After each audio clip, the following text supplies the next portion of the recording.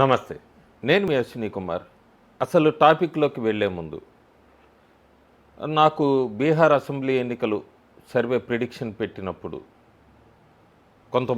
చాలామంది అన్ని రకాల పార్టీల వాళ్ళు కూడా ఉంటారు సబ్‌స్క్రైబర్స్‌లో. సో, అది రిజల్ట్స్ కొంతమందికి సర్వే రిజల్ట్స్ కొంతమందికి బాధ కలిగించొచ్చు. కొంతమందికి సంతోషం కలిగించవచ్చు. బాధ కలిగినప్పుడు రెస్పాన్స్‌లు వేరేగా ఉంటాయి. ఎక్కడి దాకా వెళ్ళిపోతున్నారంటే కామెంట్స్‌లో కూడా.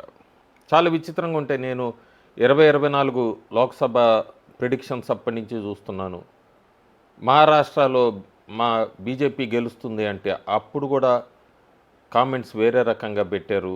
ఆ తర్వాత ఢిల్లీలో కేజ్రీవాల్ ఓడిపోతాడు అంటే అప్పుడు కూడా చాలా అబ్యూజివ్‌గా కామెంట్స్ పెట్టారు.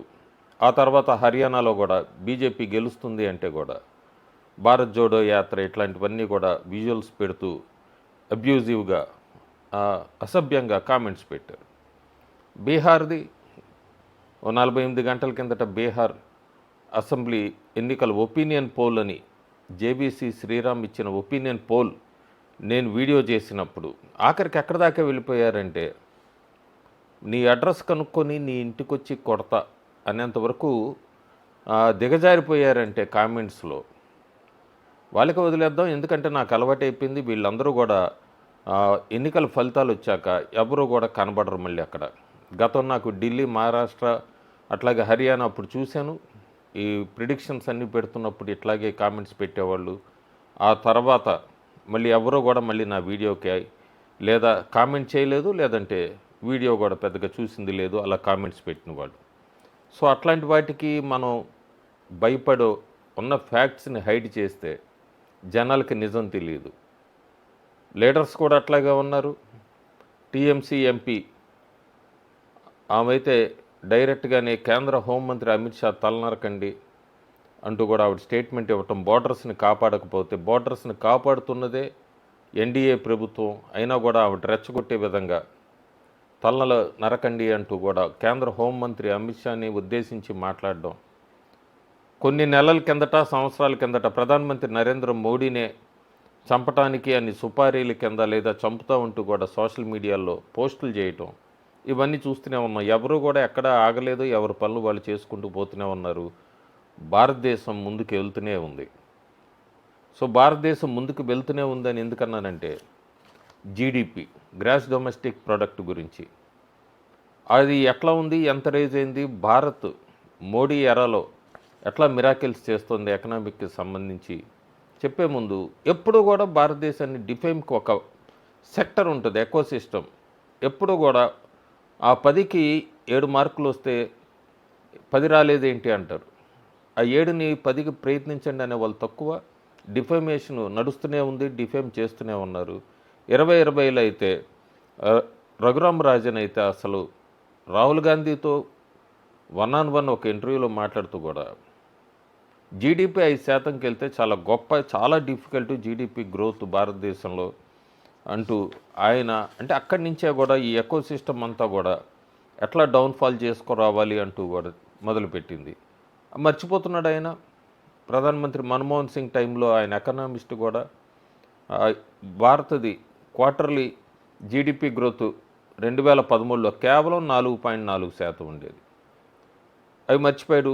ఇప్పుడు గ్రోత్ రేట్ చూసుకుంటే ఆయనకు ఒకసారి యుక్రెయిన్ వార్ జరిగింది, ఇంకో పక్క యుఎస్ టారిఫ్స్ యుద్ధం నడుస్తుంది, ప్రపంచం ఎకానమీ అంతా కూడా స్లో ఉంది.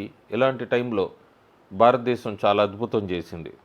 ఫస్ట్ క్వార్టర్ 25-26 ఫస్ట్ క్వార్టర్లకి కనుక జీడిపి గ్రోత్ చూసుకుంటే అమెరికా కేవలం 3.3%, చైనా లాంటిది 5.4%, ఫ్రాన్స్ అయితే 0.1%, Germany 0.4%, Pakistan 1.4%, Russia 1.4%, Canada 2.2%, Japan 0%. భారతదేశం ఎస్టిమేషన్లకు అందరికీ ఊహకి అందని, అంచనాలకు అందనంతగా 7.8%కి వెళ్ళింది. దీన్ని బట్టి చెప్పచ్చు ఇండియా ఫాస్టెస్ట్ గ్రోయింగ్ ఎకానమీ ప్రపంచంలోనే. అందుకే అందరి దృష్టి ఇప్పుడు భారతదేశం వైపు పడింది. భారతదేశం గ్లోబల్గా లీడర్గా ఎదుగుతోందని. చాలా హైయెస్ట్ అని చెప్పచ్చు లాస్ట్ 5 క్వార్టర్స్లో కూడా. ముఖ్య కారణం 2 ఫ్యాక్టర్స్ అయితే బాగా ఉన్నాయి. ఒకటి, ఈ ఇన్ఫ్రాస్ట్రక్చర్ గ్రోత్ మీద ఎక్స్పెండిచరు దానిది ఒకటి, ఇన్కమ్ ట్యాక్స్ 12 లక్షల దాకా లేదు అంటూ స్లాబ్ తీసుకురావటం, ఇవన్నీ కూడా కీ ఫ్యాక్టర్స్ ఇందులో అని చెప్పచ్చు మనం. ఇండియా చాలా క్లియర్గా అన్స్టాపబుల్ అని చెప్పచ్చు మోడీ ఎరాలో. G20 నేషన్స్ అన్నిటిని కూడా దాటేసింది. మోడీ మిరాకిల్ కంటిన్యూ అవుతుంది. మ్యానుఫ్యాక్చరింగ్ సెక్టర్ తీసుకున్నా కూడా 17.5 ఇయర్స్ హైలో స్టీల్ ప్రొడక్షను 8.5% ఉంది. ఎంప్లాయ్మెంట్ ముఖ్యంగా నిరుద్యోగం అని మాట్లాడుతూ ఉంటారు అందరూ కూడా. 20 లక్షల మందికి కొత్తగా ఫార్మల్ జాబ్ క్రియేషన్ అయింది. అందులో 60% మంది 18 నుంచి 25 సంవత్సరాల ఏజ్ గ్రూప్ వాళ్ళలో. సర్వీసెస్లో చూసుకున్న కార్గో ట్రాఫిక్ కూడా జంప్ అయింది 13.9%. ఇన్వెస్ట్మెంట్స్ చూసుకుంటే రికార్డ్ లెవెల్లో $81 బిలియన్ FDI ఇన్ఫ్లో ఉంది 13.7%. అట్లాగే ప్రైవేట్ క్యాపెక్స్ సర్జెస్ అయితే 62% పెరిగింది. ఇన్ఫ్రాస్ట్రక్చర్లో సిమెంట్ అవుట్పుట్ 8.9%, 8.9% రేజ్ అయింది. స్టీల్ కన్జంప్షన్ కూడా 7.5% పెరిగింది. సో ఇది ఒక జస్ట్ గ్రోత్ అని చెప్పడానికి లేదు, పూర్తిగా ఎకనామిక్ ట్రాన్స్ఫర్మేషన్ అని చెప్పచ్చు. ఇది మోడీ గవర్నమెంట్ మిరాకిల్ అని చెప్పచ్చు ఈ ఎకనామిక్స్లో, వీటన్నిటిలో తీసుకొచ్చిందని. అందుకే భారత్ చాలా ఇందాక చెప్పినట్టుగా పవర్ఫుల్గా గ్లోబల్గా గ్రో అవుతూ వస్తుంది. ఇంత గ్రో అవుతుంటే అమెరికా అధ్యక్షుడు ఇండియన్ ఎకానమీ డెడ్ అని చెప్తున్నప్పుడు ప్రతిపక్ష నాయకుడు కనీసం ఈ ఫిగర్స్ని వీటిని చూడకుండానే వాళ్ళకు వంతుపాడడం, Rahul Gandhi Indian economy dead అని చెప్పి ఎస్ కరెక్ట్ చెప్పాడు ట్రంప్ అని వాళ్ళకు ఒత్తాసు పలకటం, ఇదంతా కూడా నేషన్ వైపు ఎవరున్నారు, వేరే వాళ్ళ శత్రువుల వైపు ఎవరున్నారు అనేది ఒక క్లియర్ పిక్చరు చూస్తున్న భారతదేశం ప్రజలందరికీ కూడా చాలా క్లియర్ కట్గా అర్థమవుతుంది. ఈ ఫ్యాక్టర్స్, ఈ ఫిగర్స్ ఇవన్నీ చూసాక కూడా ఇండియన్ ఎకానమీ డెడ్డా? మీరే చెప్పండి. Thank you.